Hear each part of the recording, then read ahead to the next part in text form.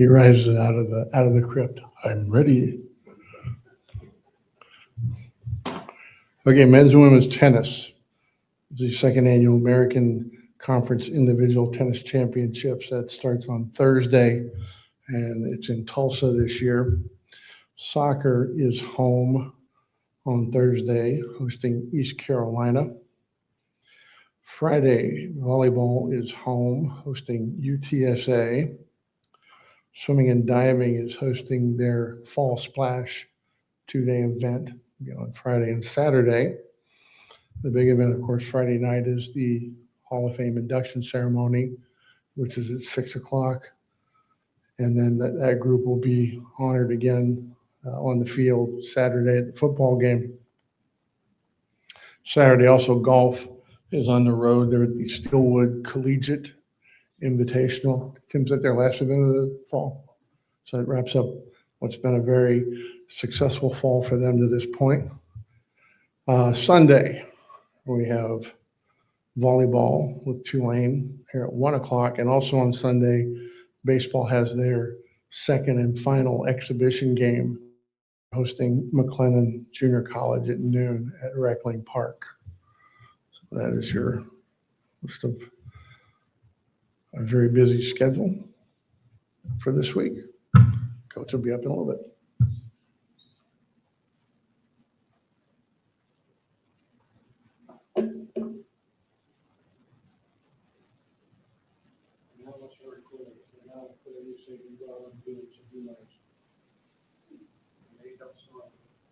Recording in progress.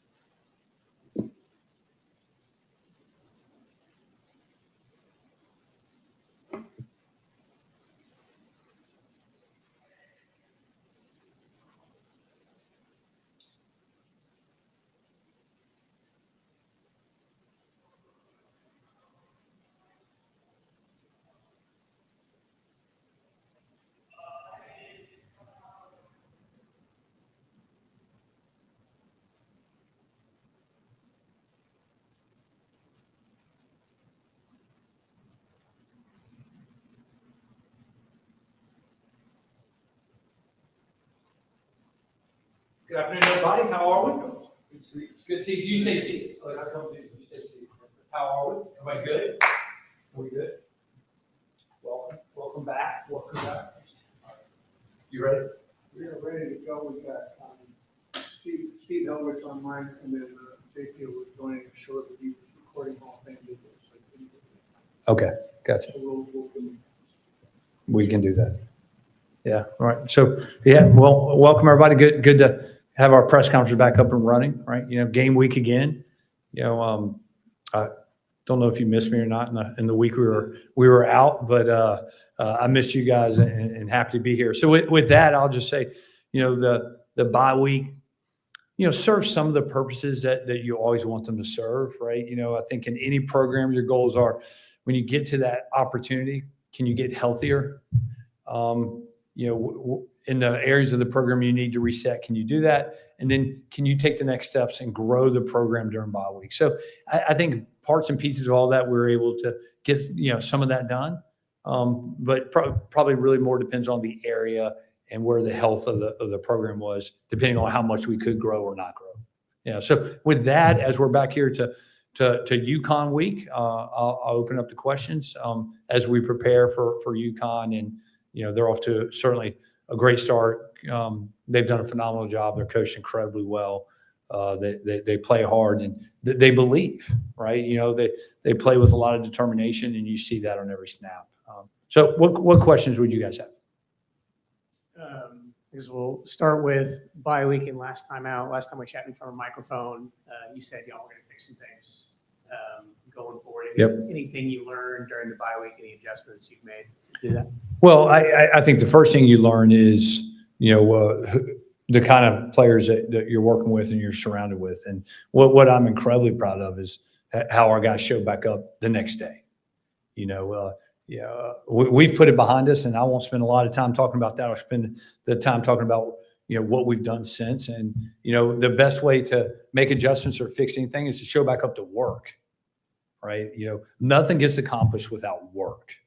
And recognizing maybe what went wrong, how do you fix it no matter when that is. And so, some of the things that we could address, and, some things we couldn't address when you really evaluate going into the bye week was, your injuries, time helps that. Time heals that.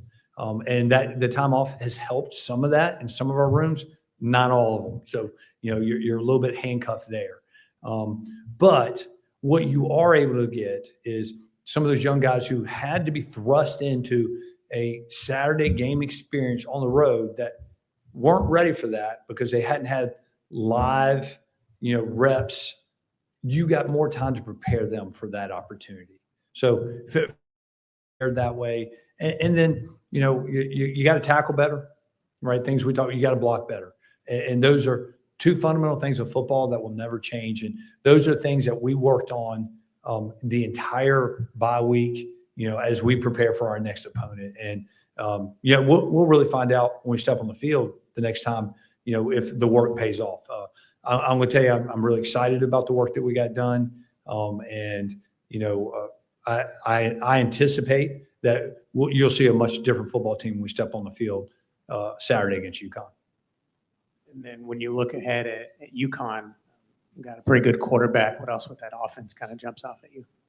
Well, it starts there, and where it starts with him is that he doesn't make mistakes. He takes care of the football. It's what we all want out of our quarterbacks, right? No matter what system you run, you want to protect the football. Does a phenomenal job doing that, here they are year 4, I believe, right? Since coach got there and kind of reestablish our program. And it looks like that, right? It looks like a roster he built. They believe in their systems and they execute at a high level, right? But, they want to be balanced. Okay. They want to run the football to keep you honest with the understanding that they can throw to hurt you and will throw on just about any occasion to exploit you if you oversell for the run. So, that will be the challenge defensively, but, health-wise of the defense, I think we're much healthier than we were last time we went out, right? Oh. Yeah, and that health looks in different ways, meaning, we got guys back going into the game, but guys who hadn't had any live reps or live contact going into the game because of their injuries and their first live contact was in. And so now you've been able to catch them back up to football speed. I'm excited for that. So I think that's certainly the challenge for our defense, but and the opportunity to reset. And I said, you want to reset no matter what things look like going into a bye week. And then how do you grow the program? How do you grow schematically? And, that is what each unit looked at. How could we evolve from where we currently are to where we want to go? And what does that look like? And so I think defensively, you're able to take a real good look at, because you got most of your guys back and the adjustments that you need to make going into the back half of the season. Now, I'm not just talking for UConn, but you're able to evaluate what you're doing well, what you're not, what are the things we got to do better. And we all know one of the things that we need to do better is how do we get off the field on third down? And then how do we prevent the explosive play? And the explosive play on defense, for our defense really comes, we have to tackle better in space. When we have given up explosive plays, we just hadn't tackled as well as we want to tackle, or we've maybe been exposed in the back half because maybe we couldn't get a pass rush, or we oversold a pass rush and left our guys out on islands. it's a balancing act is what I would tell you, right? For our defensive staff, and none of that's easy, but getting to a bye week helps you make some of those adjustments. Coach, I know you talk about adjustments, but let me go back to health. Anybody you're getting back that you need to get back, and are they 100% ready to go? Well, never 100%, but ready to go. Well, I think I'll start defensively first, right?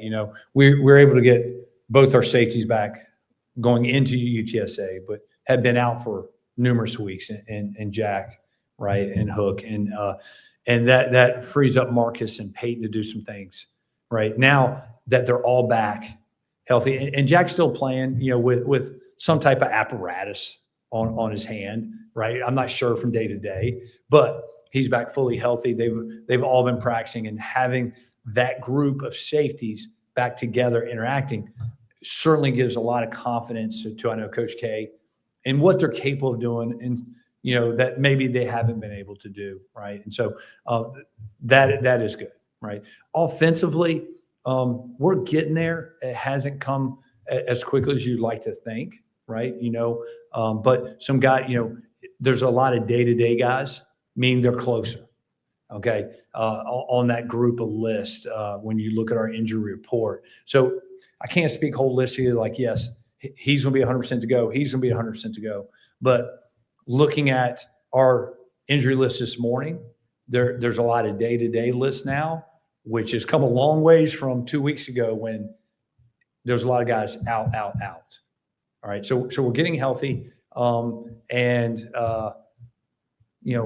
I anticipate and hope that we will continue to get healthier as this week goes on, as heading into UConn on the offensive side. 5 to go, and you mentioned adjustments, things that are going to change. Yeah. When you go, can you kind of elaborate a little bit more in regards to that? Is it just the fact that you're going to have more players or better players or feeling better? Well, I think it's some of both, right? The first thing would be that you're able to get your group that you play with for the first 3 or 4 weeks back together, and then you got to reacquaint them to working together. The second thing is you're able to evaluate yourself, and I said that with the defense and the offense on what's going well, how do we grow that, right? And what comes in, schematically in all phases because of what you've learned about yourself. And we had this 7-week run. We went through camp, and then week 1 on the road, and it was never stopping. You get back to campus and you're immediately reevaluating yourself, and it's hard to grow and take some of those steps in the first year until you get a pause. Well, we finally got a pause, so you're able to do that. And I won't get specifics, but there's things you learn that, hey, we're doing this better than I thought, and we're not doing this very well. So either do you pivot and say, okay, we're not doing that very well, do we keep beating our head against the wall, or do we pivot and maybe take it in a different direction? And those are the things we looked at, right? For obvious reasons, I'm not going to get into specifics, okay? But I think our staff has done a really good job at looking at that. But same thing, you have to now go out and execute that. And those are the things when I spoke the last time I was in front of this group, and I said, you'll see a different football team. I really talk about the TNT stuff, right? We use that all the time. The things that take no talent, TNT, right? Can we play with our full allotment of energy, right? Can we take the field and pursue excellence like we did for the good portion of the year when we were healthy, right? Because when all that comes into your roster, your locker room, your team, you're banged up, you're bruised, you got a lot of backups in there. We had 5 and 6 freshmen playing consistently in the second half on offense against UTSA. So some of those things get lost. And it's not on purpose. It's not like a lack of effort from our guys. Maybe they're overthinking. Maybe they're, the moment's a little big for them. So we're not getting quite the pursuit we get. We're not getting the finishing in a play that you would get. That's the part that you'll see. There's no doubt in my mind. You'll see a renewed sense of energy, a reset to what we're capable of doing, along with maybe some subtle adjustments and changes that we've learned about ourselves during the bye week. And I don't know if that answers your question, but I know it's a long answer, but kind of holistic approach. I did need to ask you about your quarterbacks. What's the latest there, and how does that impact game planning for a week when you have that uncertainty?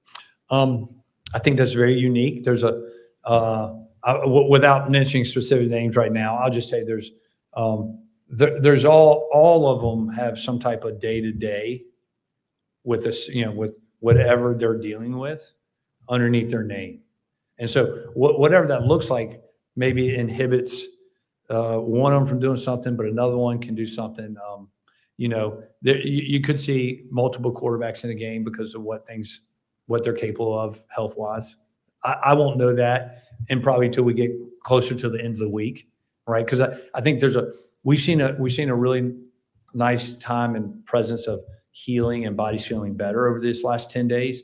What do these next 4 days give us, right? And that room specifically, I mean, everyone who saw just watched, one go down after another. And PJ, I will say that, right? PJ had stitches when he went out, right? He's fully cleared. He's one under the chart that really has no restrictions. Okay. And everyone else, we're day to day, how close can we get them to full reps as we get to the weekend? We'll probably really determine who gets the nod and in what set of schemes do they get the nod in. But we'll be prepared. I mean, whatever they're capable of, we'll figure out what they can do best. And we anticipate, Q Jack, who was limited last game, he's fully healthy, right? So he's returning. We anticipate, a couple of offensive linemen that have been out returning. Okay, though there's still some restrictions with practice procedures with them, but growing closer to getting some of those guys back, right? So we've definitely grown closer to being full head of steam on the offense side, but I won't really be able to answer that until probably Friday. All right, let's go for JP online. So, quick question on their defense. What do they like to do schematically? And then Parham, just looking at the stat sheet, he really jumps out, gets behind the line. Yeah, well, you're right about that. He makes plays of football. Schematically, you could look at their depth chart and say they list themselves maybe as a 4-2-5 or an odd. You can make a case either way, but they're multiple. Let's be clear. They're like so many other programs that you're going to see a variety of stunt blitz packages from them, some run stop blitz packages, some pass game blitz packages, stunt packages. You're going to see some even front, some odd front. They're going to be very multiple. I would say, when you see them on film, they're a unit that they know exactly who they are. Once again, being established, they understand their scheme really well, and they fit. Teams that want to be multiple have to fit, because if you're multiple but yet you don't fit, then you open yourself up. They fit really well with all their multiplicity and their blitz and stunt packages that they use with their front six, their front seven. So and that certainly has been a good recipe for them this year. Okay, Steve, go ahead.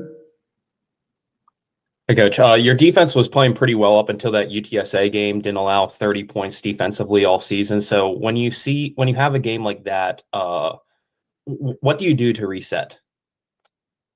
Well, I think the first thing is you and I said this to the guys the day after that, you put it in a vacuum, meaning you isolate that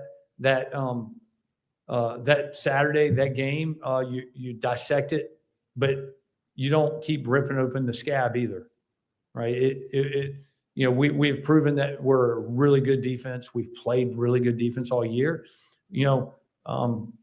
What happened on that Saturday, and certainly we've dissected that. We didn't tackle well. We didn't fit well. We didn't get pressure. Right. As the game went on, we played with less confidence, and we also played with, hey, I don't want to make a mistake, because maybe some mistakes and how we fit early in the game led to some of those. And so, we got to get back to where we're playing confidently and we're playing fast. That's what jumps off to me, is that we kind of lost that edge of playing fast Saturday down there. We got on our heels. UTSA got it going, And we need to set the tone. And our defense has done a great job with that all year. And I know that's what our focus is. We need to set the tone with who we are and be who we're meant to be. How do you think the timing was of the bye week coming after a game like that? Well, you can always make an argument on timing for bye weeks in a couple of different cases, right? If things are going really well, you're like, man, I don't want a bye week. I want to keep rolling. If things aren't going, well at all, you want a bye week to rest, right? Or you can say, hey, I want to get back on the field really quick. So, but with this said, midterms was a week of UTSA for our guys here at Rice. It was our 7th straight game with 4 of those being on the road. We needed it. It needed to come a little earlier, and we had no control over that. But when we got it, it was really good that we got it to be able to reset ourselves, to really talk about what we want to do in the back half of this season and to get our guys ready and prepared to do that. Anything else? All right, everybody, we'll see you on Saturday. Remember, it's a 2:00 kickoff. Go Owls. Thanks, everybody. Appreciate it. He's got to